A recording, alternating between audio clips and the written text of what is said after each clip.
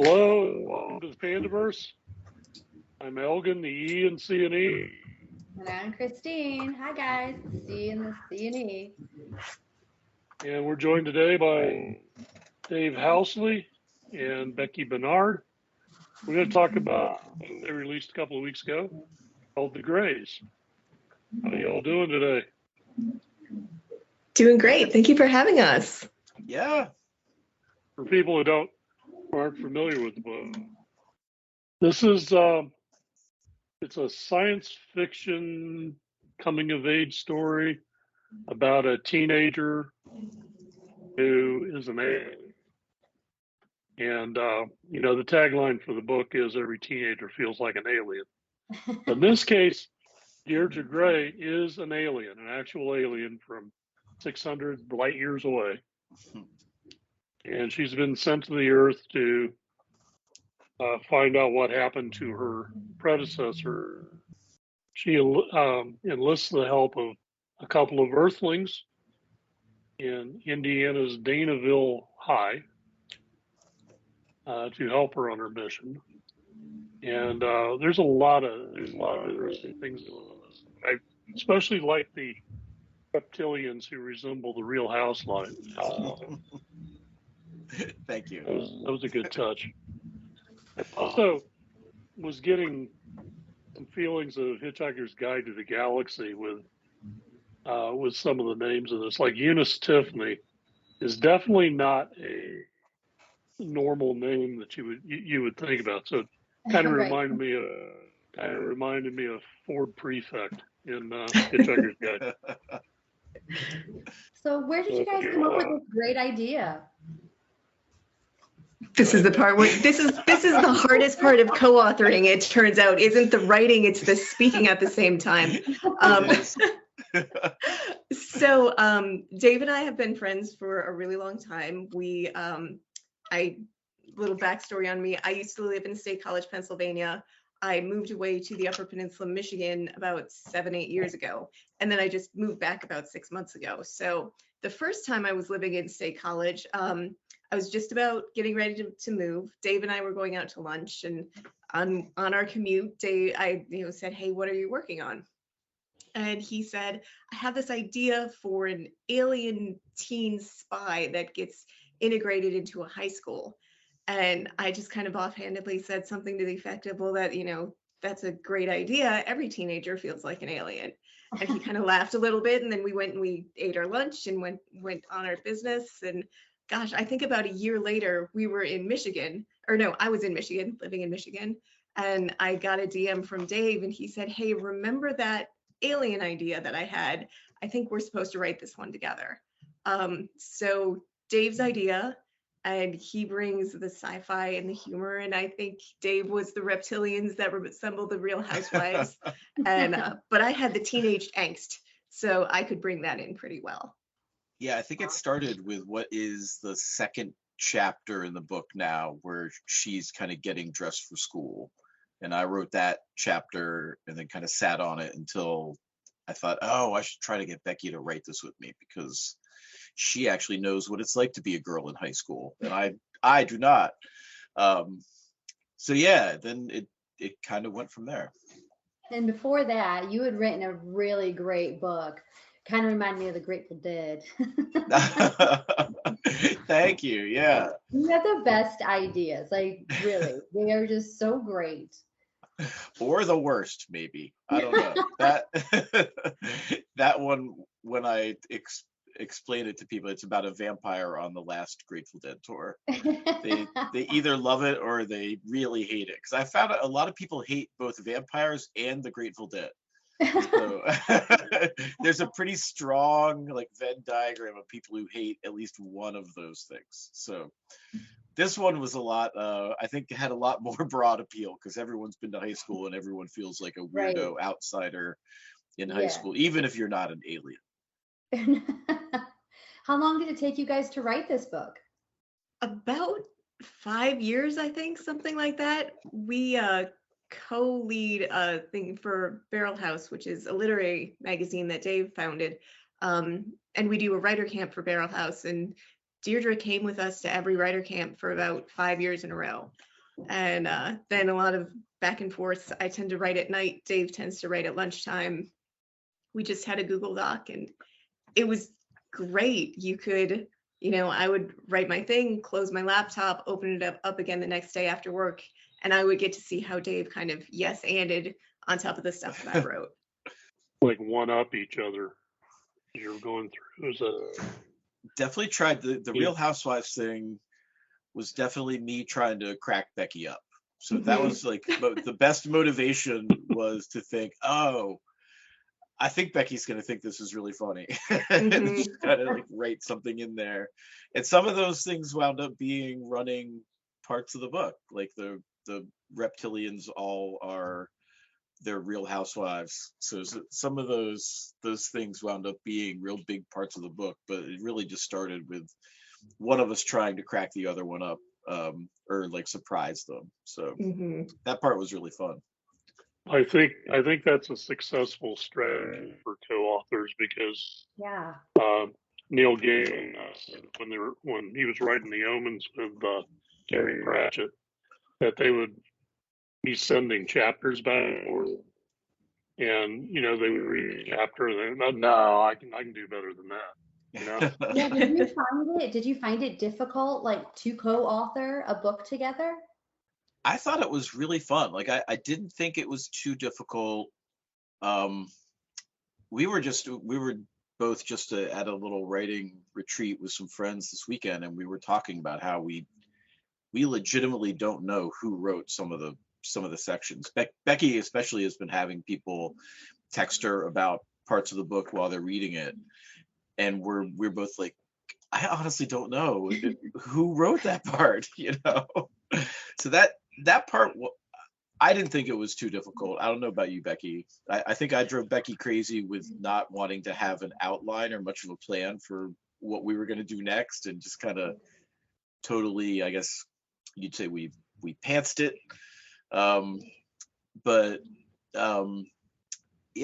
In terms of it, you got kind of really good peer pressure and momentum when we were writing. Both of us were kind of in good writing habits because you could bounce it back and forth, and I would think, she just did this really cool thing. Now I have to run a lap with it here, and I can't sit on it for a week because that sucks. I kind of owe this. We're doing this together. So yeah, I thought it was really fun. So it helps to have some history of working together. It really does. And we're friends outside of it too. So there was nothing in the book that either one of us was so passionate about that we were willing to get into a huge knockdown drag out about it. So it always made sure that the book was very collaborative, and we were always trying to hear each other too, I think. Yeah, there's one part where one of the main characters has something very bad happen to them, and I remember writing that and thinking, oh man, I wonder if Becky's gonna be cool with this, but we'll see. It's the first draft. So that was kind of funny, and that your reaction was funny too. How did she react? I think what she said is, "You killed Kayla." Yup. In all caps. Yeah. Spoiler. Well, it's like in one of my books, I killed off a main character, and Zara text messaged me immediately when she was reading the final. I mean, this thing's like a week out from being released. She text messaged. She goes, "You can't kill so-and-so." I go, "It's science fiction. Don't worry about it. Anything's possible." They can always come back. They can always be resurrected. They can always come back. We are creators. We can do what we want. When we want to. Yep. So do you guys have any plans on maybe co-authoring something in the future together? We do have plans for the Grays to be more than one book. We're kind of thinking trilogy, but we'll see how it works. And then after that, I don't know. I don't know where I'm going to be 21 years from now, which is if you would extrapolate it out. Don't tell Zara it might take us that long. Yeah. Yes, Zara, don't watch this. We're just kidding, Z. But yeah, I think we have a pretty good sense for what the next one will be like, and we actually do have kind of an outline, like a loose outline for how it's going to go. And I guess we'll see how that one ends and whether there's a third one, whether we feel like there's a third one and in the story. But yeah, and then I guess we'll see. What would you say is your favorite part? Like for each of you, what was your favorite part of writing that book? So this was the first thing that I ever seriously sat down to write since high school or college. I was always a reader, and I met up with Dave and then met the gang from Barrel House. So I was writer adjacent for a really long time. But I had an impression in my head before I really got to know everybody that writers weren't writers, they're authors. They sit down at a mahogany desk and, you know, they have their ink pens and they author out their craft. And it turns out writers are, you know, web project managers and that sort of thing.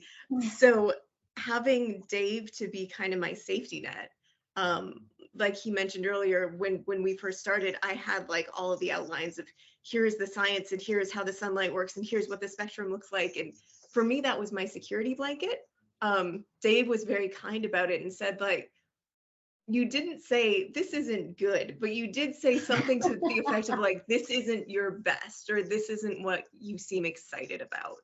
And so for me, being able to try this along with a good friend that, you know, this is Dave's 7th book, I think. So he's done a lot of this before. So he was able to kind of push me along and say, okay, this is pretty common. Let's try doing this thing instead.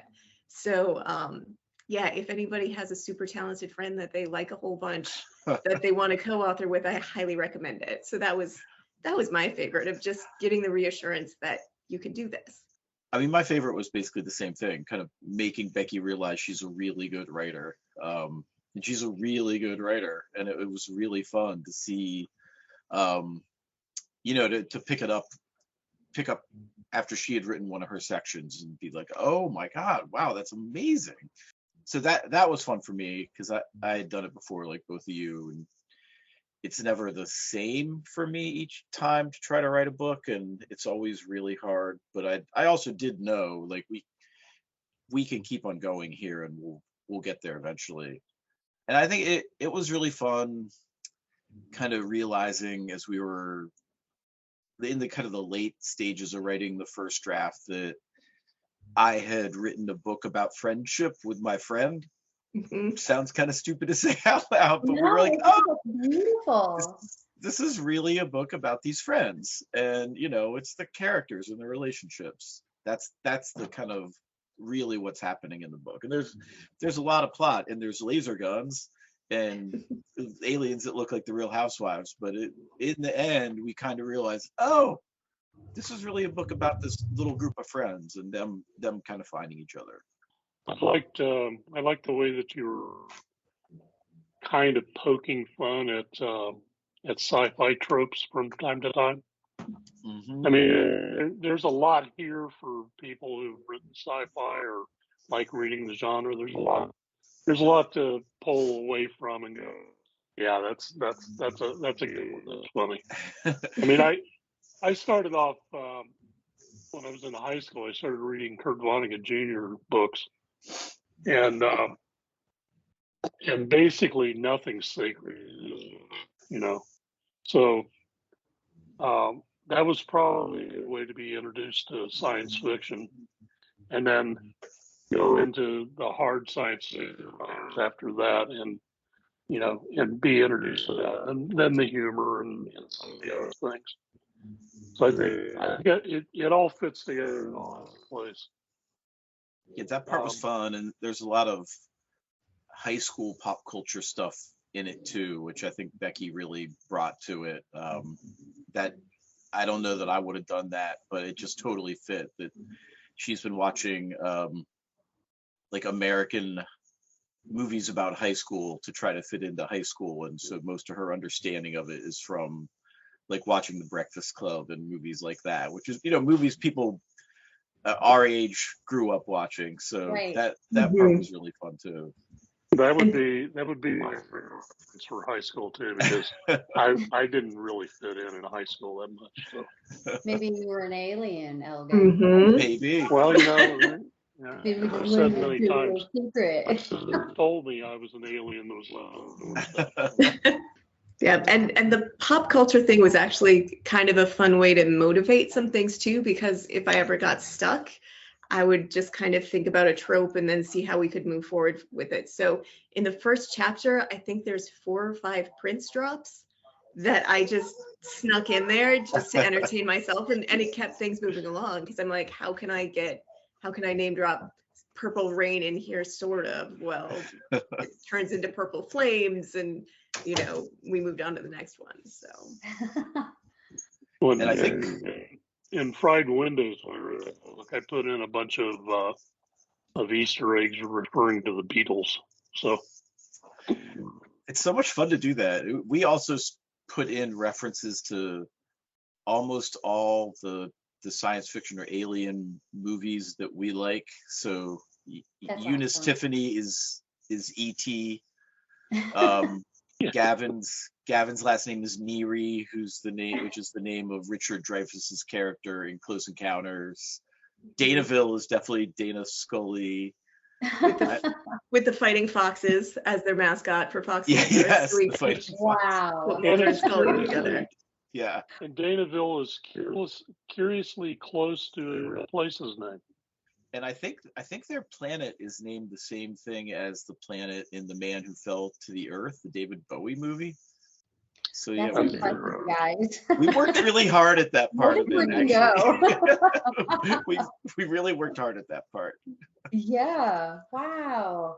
Well, I know that Well, your it's- readers are gonna love that. Working in retail, I had to babysit the store overnight while a film crew was in there doing a training video for forklifts. And our store was chosen because it was one of those stores that had just been opened, so it was nice and clean, and they wanted me to operate the forklift, so I had a starring role in every scene. And in every scene, there was this one of hodgepodge crap that they discovered on the first night, and they wanted that pallet to be in the overhead that they were working on, regardless of where they were in the store. And the Easter egg that they were doing. So, I mean, yeah, all creative people do things like this. It's not something weird. It's just something to occupy your mind while you're thinking about other things, or while you're waiting for the characters to tell you the rest of the story that you've got to write. Yep. I'm working on a first draft of something right now, and there's this group of kind of empath girls, and at least in the first draft, they're reading this book because it's like dystopian and there aren't many books left, and this is like the book that they're passing around among themselves. That was really fun awesome. That's great. Oh my goodness. too. We'll see if it may never be anything but a Word file, but in the Word file, this is like the really important book to them. It's really fun. Aw, that was really creative. So tell us where everybody can find your books. So Amazon is probably the easiest. It's available both on Kindle and in hard copy. If you want a physical copy that's signed, you can, I think, just tweet at, are you Dave Housley or Housley Dave? Housley Dave. At Housley Dave or at Becky Barnard, and tweet at us, and we can figure out how to send you signed copies. We've got a couple of boxes in my house right now that we would love to sign and send out in the world. It's a good story. It's entertaining. It's a great weekend read. Mm-hmm. Something you can take to the beach with you if you're going to go to the beach. Yeah, that's what we're thinking too. A good beach read, good summer read. There's a fun high school story, but enough old people pop culture references that I think folks our age will enjoy it too. Yeah, there are a few 80s things in there. Sure. I've gotten a couple of, texts and DMs and that sort of thing from friends and friends of friends that are reading the book right now. And our very first book review came from the 72-year-old ex-shop teacher father of a really good friend of mine. And he loves sci-fi, and he also worked in a high school for 30 years. And he's like, this is incredible. I want to read more. Like, so Aw. for him, he recognized so many things of watching his students find themselves and figure themselves out and everything else. So that was, Oh, that's great. I hope the 17-year-olds like it as much as the 70-year-olds did, but your target market will find itself, I suppose. Exactly. Aw, and where can everybody find you on social media? Twitter's probably the best. I'm at Becky Barnard. Statement, I'm at Housley Dave and also housley.dave.com. And then we got, of course, pandamoonpublishing.com. So they can find you Absolutely. there also. Mhm. Yep. Awesome. Well, congratulations, guys. I love the cover. The cover is it stands out very, very well. Look at, there it is. Orange and pink. I didn't know this was the cover until we saw the designs, and Yeah, we love it. yeah, they're fantastic. Yeah, it's a great book. I'm really excited for you guys. Good luck. You're gonna make all kinds of book sales. And guys, go out and get this book. It's a really good book. Thank you. Yeah, it is. Thanks so much It's for really- having us. it's really good. Yeah. Yeah. Yeah, thanks for stopping by. All right. All All right. right, guys. Well, have All a right. great day. See ya. Thanks. You You too. too. See ya. All right, bye.